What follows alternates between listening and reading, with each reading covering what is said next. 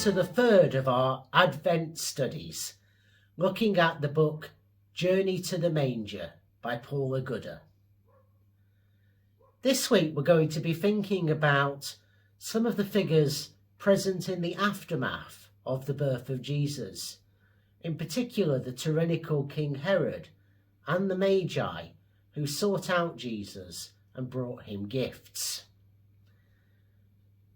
Now, the first thing we need to note here is that despite the position the so-called wise men, in inverted commas, often have in nativity plays, it's likely that the events in today's reading took place a couple of years after the birth of Jesus, something that we can see by the fact that Herod, when he acted to try and eliminate the threat he saw as posed by Jesus as a new king of the Jewish people, when he slaughtered all the children aged under 2 years. These stories have a real power in teaching us both something about God's care for outsiders and about the terrible reality of tyrannical regimes and how many people live under oppressive regimes today. As we begin to grapple with this then, we turn to our reading, which this week is from Matthew's Gospel, chapter 2, verses 1 to 23. In the time of King Herod, after Jesus was born in Bethlehem of Judea, wise men from the east came to Jerusalem, asking, "Where is the child who has been born King of the Jews? For we observed his star at its rising, and have come to pay him homage." When King Herod heard this, he was frightened, and all Jerusalem with him. And calling together all the chief priests and scribes of the people, he inquired of them where the Messiah was to be born. They told him, "In Bethlehem of Judea, for so it has been written by the prophet. And you, Bethlehem, in the land of Judah, are by no means least among the rulers of Judah. For from you shall come a ruler who is to shepherd my people Israel." Then Herod secretly called for the wise men and learnt from them the exact time when the star had appeared. Then he sent them to Bethlehem, saying, "Go and search diligently for the child, and when you have found him, bring me word, so that I may also go and pay him homage." When they had heard the king, they set out, and there, ahead of them, went the star that they had seen at its rising, until it stopped over the place where the child was. When they saw that the star had stopped, they were overwhelmed with joy. On entering the house, they saw the child with Mary, his mother, and they knelt down and paid him homage. Then, opening their treasure chests, they offered him gifts of gold, frankincense, and myrrh. And having been warned in a dream not to return to Herod, they left for their own country by another road. Now after they had left, an angel of the Lord appeared to Joseph in a dream and said, "Get up, take the child and his mother, and flee to Egypt, and remain there until I tell you, for Herod is about to search for the child to destroy him." Joseph got up, took the child and his mother by night, and went to Egypt, and remained there until the death of Herod. This was to fulfill what had been spoken by the Lord through the prophet, "Out of Egypt I have called my son." When Herod saw that he had been tricked by the wise men, he was infuriated, and sent and killed all the children in and around Bethlehem who were 2 years old or under, according to the time that he had learned from the wise men. Then was fulfilled what had been spoken through the prophet Jeremiah. A voice was heard in Ramah, wailing and loud lamentation, Rachel weeping for her children. she refused to be consoled, because they are no more. When Herod died, an angel of the Lord suddenly appeared in a dream to Joseph in Egypt and said, "Get up, take the child and his mother, and go to the land of Israel, for those who are seeking the child's life are dead." Then Joseph got up, took the child and his mother, and went to the land of Israel. But when he heard that Archelaus was ruling over Judea in place of his father Herod, he was afraid to go there.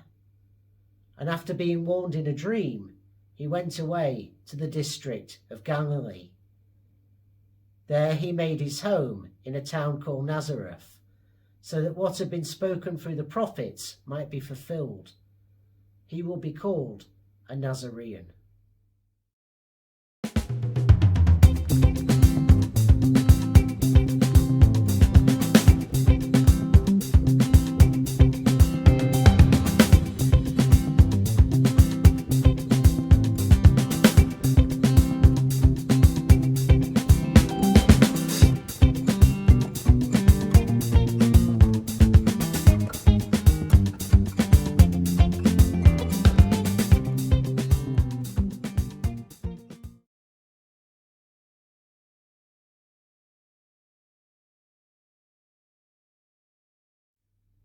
As I've already hinted, one of the challenges that we find in trying to grapple with Matthew's account of the events immediately following the birth of Jesus is that much of what we often take for granted as being part of the Christmas story simply does not appear in Matthew's Gospel. Sometimes simply is just not true, or not something we can be certain about. Some of the issues that arise are as follows. Firstly, there's a question about the date of Jesus' birth, and we'd already thought a little bit about that last week. Now we know that the reign of King Herod the Great, stretched from 37 to 4 before the Common Era, which means that contrary to what is suggested in Luke chapter 2 verses 1 to 7, Jesus could not have been born while Quirinius was governor of Syria, because Herod died in 4 BCE and Quirinius didn't take up his role until 6 of the Common Era. So there's a 10-year gap. We do know that one of the longest serving Roman emperors, Augustus, was in charge of the Roman Empire all the way from 27 BCE to 14 of the Common Era. But this large time span doesn't exactly help us to narrow things down. So if we want to try and get a sense of a more precise dating from what Matthew tells us, we need to fall back on the issue of the star. Now, in that ancient culture, it was believed that when a significant person was born, that sparked into life another star in heaven. And the brighter that star, the better the standing of that person. And that star would be maintained until that person died. We know that there was a near conjunction of the planets Jupiter and Saturn around the year 7 to 6 BCE. And that might give us a date, but again, we can't be sure. It's guesswork. What we can say is that the concept of the number 0, counterintuitive as it might seem to us, was actually quite a late invention in human history. So what we can say for sure is whatever the precise date of the birth of Jesus, it would not have been thought of as being in the year 0. So that remains, even when we combine Matthew and Luke, difficult to pin down precisely. So the date of the birth of Jesus is one issue. The second is the question of the Magi from the east, who are often described as the 3 wise men. Now, the word magus, from which we get the plural magi, technically referred to a member of the priestly caste from the Medes and the Persians, who were renowned for their skill in interpreting dreams. But by the time we get to Jesus' day, the meaning of the word Magi had become a lot looser than that very precise definition. So it could point to astrologers and soothsayers. It could be referring to magicians or sorcerers, or even to con artists and quacks. It seems that the Magi were not in that kind of league, and we can see that as much as anything else, because when Herod, in verses 3 and 4, calls the chief priests and the scribes to him, he's treating them as the equivalents of the Magi. So clearly he had some respect for the Magi. They were not quacks and con artists. Matthew, like most Jews of his era, saw the world as essentially binary, in that you had God's people of Israel, and everybody else over here. And I think that's why he's not specific about where the Magi come from, though they were probably from Persia or Arabia would be our best guess. And they were probably astrologers, which is how they came to be looking up at the sky and seeing the star. But we cannot be certain.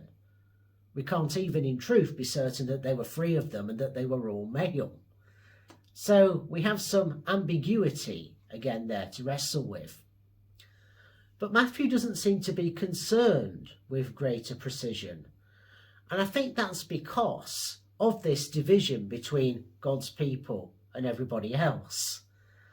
The point for Matthew seems to be that the Magi were Gentiles. And therefore the first people in Matthew's account, because remember Matthew doesn't mention the shepherds, to understand the significance of Jesus were therefore Gentile people rather than members of the people of Israel.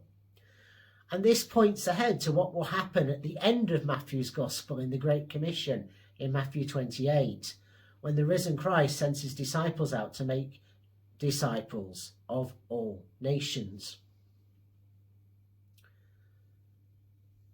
So we've got question marks about the date of the birth of Jesus and about who the Magi were.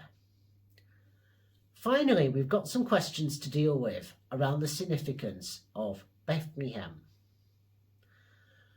Now, Matthew tells us that the chief priests and the scribes informed Herod that the Messiah would be born in Bethlehem because that's what had been prophesied by Micah.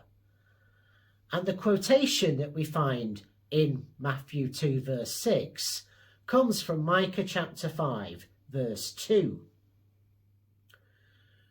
Now we know that when the gospel writers were preparing their work, that they had access both to a copy of the Old Testament scriptures as we now know them in Hebrew, but also a Greek translation of the Hebrew.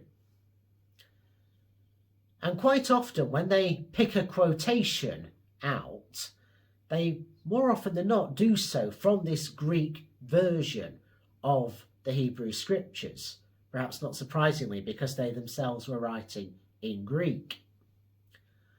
But what Matthew does here is really interesting, because there are significant differences between what Matthew writes in Matthew chapter 2 verse 6 and what both the Hebrew and Greek Old Testament scriptures actually have to say. Now, some of the differences between Micah and Matthew are about clarity, I guess. So, where Micah talks about Ephrathah, a very obscure term, Matthew makes it meaning much clearer by talking about the land of Judah. So a small detail, but quite sensible. However, there are other, far more theologically significant changes that Matthew makes. The status of Bethlehem is transformed in Matthew's quotation. In the Hebrew version, Bethlehem is described as a little place. In the Greek, it's described as the least significant. But Matthew describes it as being by no means least among the land of Judah. Now, Micah's description of Bethlehem as being pretty insignificant, not really worth bothering with even perhaps, was factually accurate. After all, we know that the land of Judah was the least affluent part of the country of Israel, and Bethlehem was one of the smallest and least significant towns within it, probably with a population only about 1,000 people. But in the eyes of Matthew, we have Bethlehem transformed from a kind of lowly state through to an exalted place. And as I'll say a bit more later on, the significance for Matthew seems to be that King David, the greatest king of Israel, had emerged from Bethlehem, justifying in Matthew's eyes its exalted status.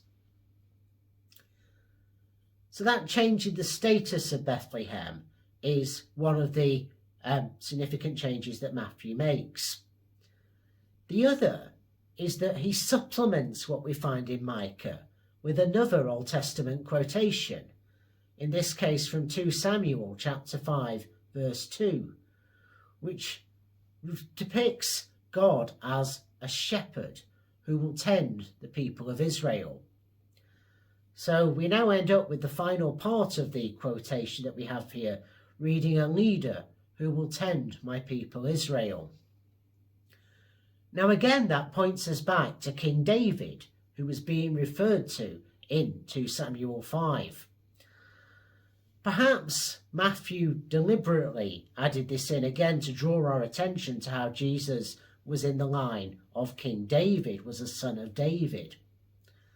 Perhaps Matthew just genuinely misremembered. Perhaps he was used to making this connection in his mind and forgot that it might not necessarily be what was in the original quotation from Micah when he wrote it down.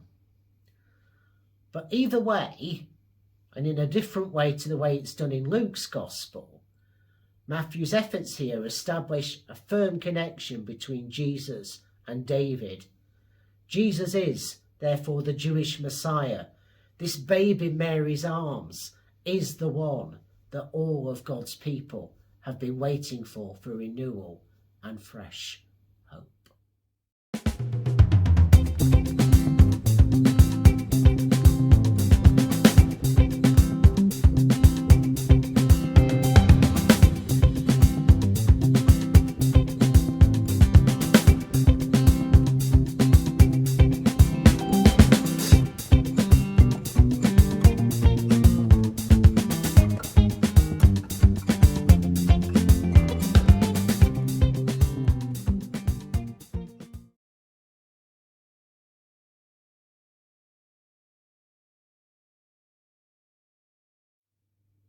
So we've dealt with some of the difficulties in today's text. We can now turn perhaps a little more positively to what we can say. And we begin by thinking about the worship of the Magi, so honing in on verses 9 to 12 of today's reading. The detail that we find there is again really revealing about who Jesus is and why he matters. Now, one of the texts that the writer of Matthew's Gospel may have had in their head when they came to write this account probably came from Isaiah chapter 60, verses 3 through to 6. Now, what we have in Isaiah 60 is an image of God's glorious future, an image of where God is going to lead the people. It shows the people truly returning from exile and finding peace and prosperity. And it shows a new golden age of the people being led by a descendant of King David, their greatest king. So it's all about renewal. It's all about that transformation. As part of all of that picture of new hope for God's people, Isaiah tells us that all of the nations, all of the Gentiles would be drawn to the light shining out from God's people Israel, and that when they came to them, the nations would bring great gifts as of old, including things like gold and frankincense.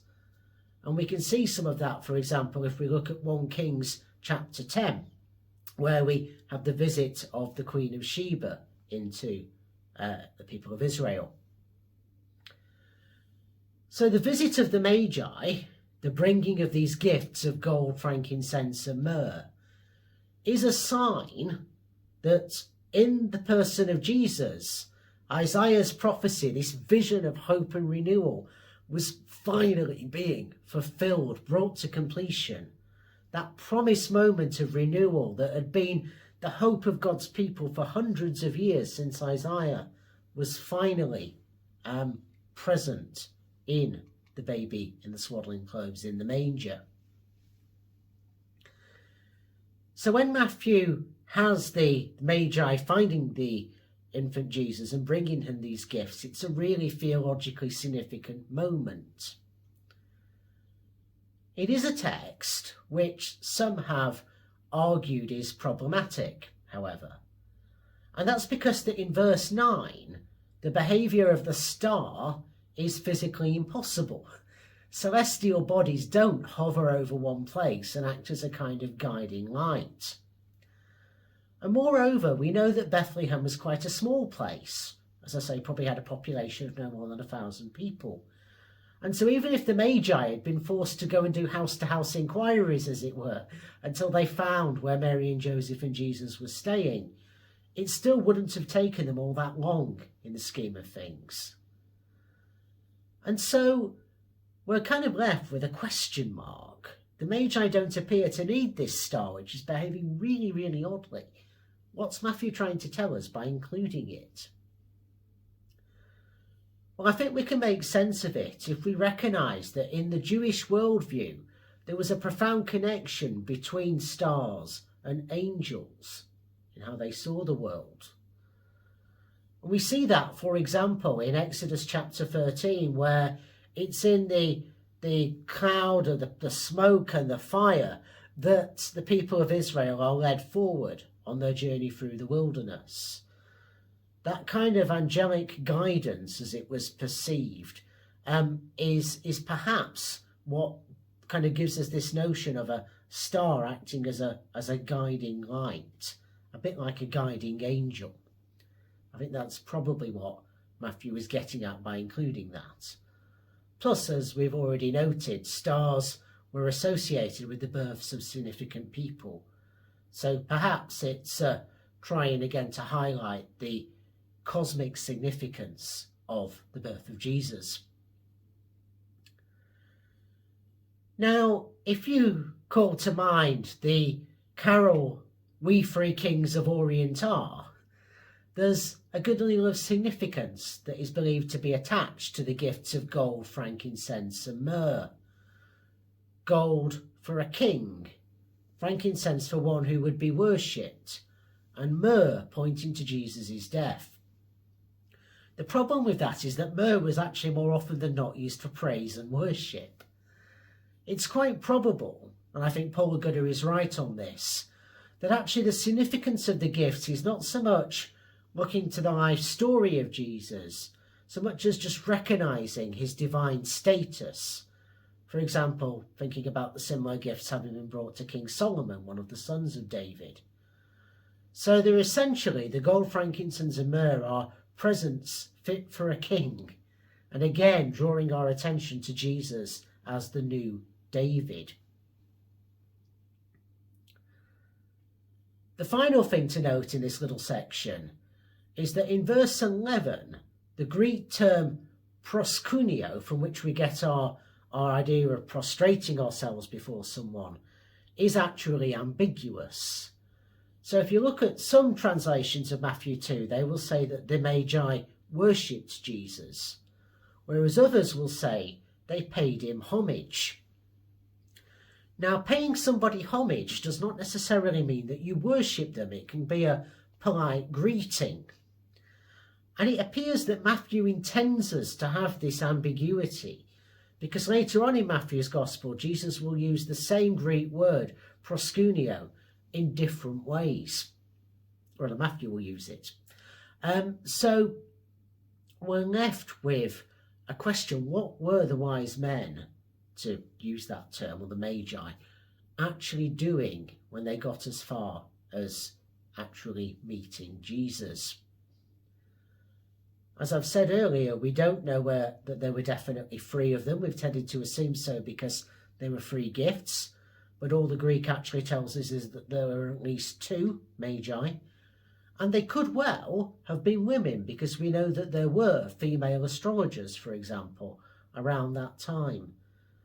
So our rendering of them as 3 kings or 3 wise men may not be quite right on various levels. Again, the point is that they were outsiders.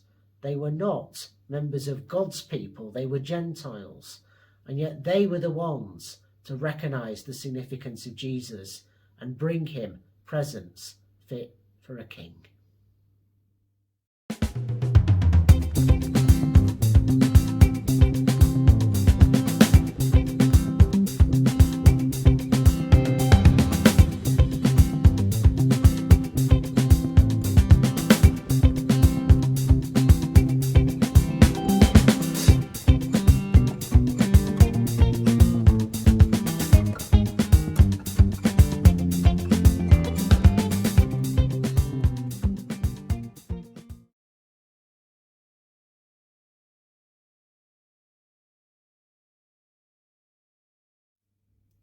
In the final section of today's text, in verses 13 through to 20, everything gets suddenly very dark indeed, as we turn to the subject of King Herod and the incident which has become known as the slaughter of the innocents.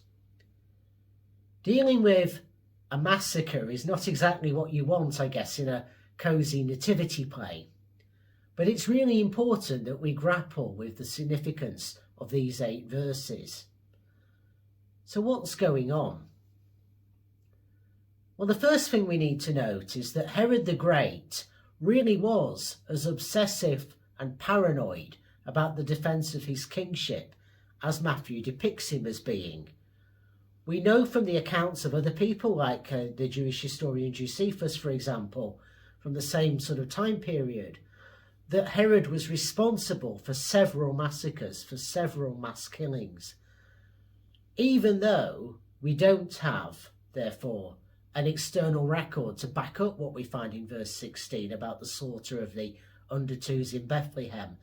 It would have been entirely within character for Herod to have done this sort of thing. And his insecurity was really down to his illegitimacy in his role. He was rejected by many Jews because he wasn't from Jewish ancestry. On both sides, he had Arab ancestry. And don't forget, as I said, in most people's eyes, there was this distinction between God's people, Israel, and everybody else. So many people would not accept Herod as their own. And he was only in the particular role that he was at all because of his father's relationship with the Roman Empire, following the Roman conquest of Palestine in the year 63 BCE. So Herod was insecure, he was paranoid, he was vicious, and we know that he murdered even many of the people closest to him, even his own wife. He was quite like Stalin, I suppose, in that regard, and he was driven by a fear that those people, so even his closest family members, would usurp his power.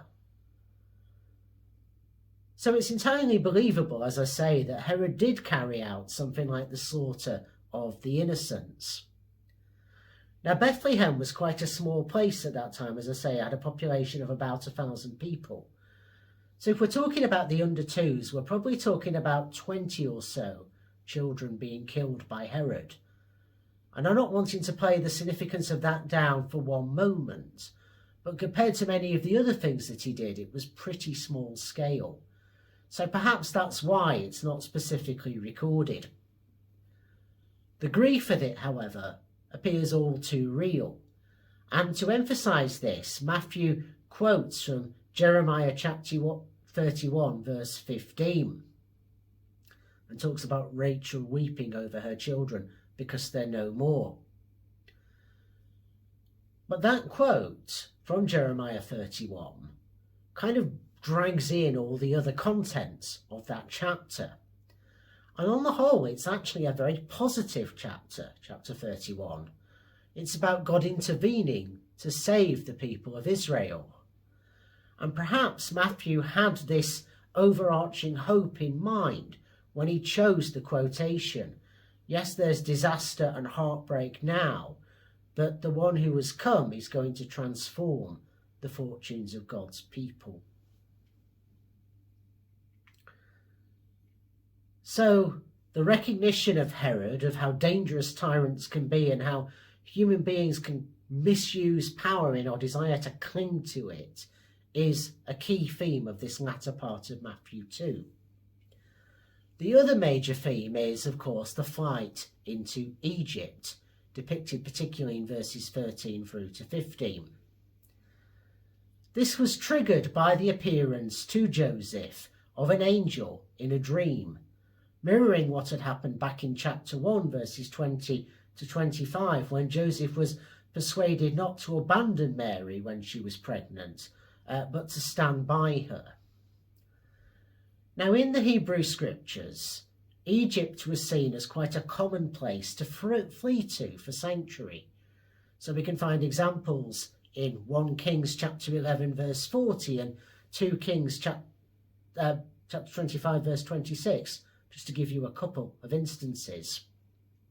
Egypt was a near neighbour, so it was convenient, but it had quite a different kind of ruler and system, so it was a good place to escape to. However, the fact that Mary and Joseph and Jesus had to go to Egypt, of all places, was an irony that was not lost on the author of Matthew's Gospel. And that's why, in verse 15, there's a quotation from the prophet Hosea, chapter 11, verse 1. You see, this was the very land, Egypt, that God's people had been liberated from. They had been slaves in Egypt before God brought them out through Moses into the wilderness and then in the fullness of time into the promised land. So Jesus is kind of doing the reverse journey with his parents, having to go from the land that was promised back into Egypt until it was safe to return. It's a reminder that Jesus, God in human flesh, was a refugee. And that ought to inspire us to have a more compassionate attitude than many to people seeking asylum and refugees in today's context.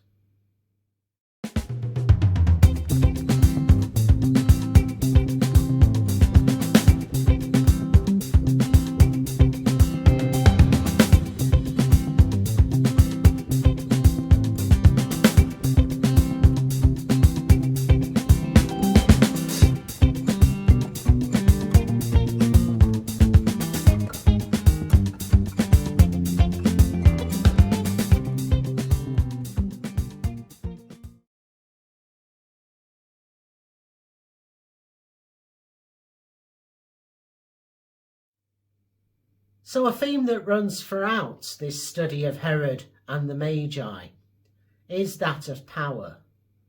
Herod is desperate to cling to power and ends up misusing it to the great cost of others. The Magi have the power of the knowledge and the insight and the resources that enabled them to spend that time seeking out the Christ child, and they use their power for good. And Matthew shows us how the connections are there between Jesus and King David. Though Jesus, in the line of David, would be a new dawn and unlike anything that had come before. So there's a great deal of wisdom and richness to grapple with in Matthew chapter 2. As we draw our thoughts together, let us pray. God of all goodness and hope, as we continue on our Advent journeys towards the manger, may we rejoice with the outsiders who travelled far to see the Christ child. May we lament with the victims of tyranny and oppression in our day.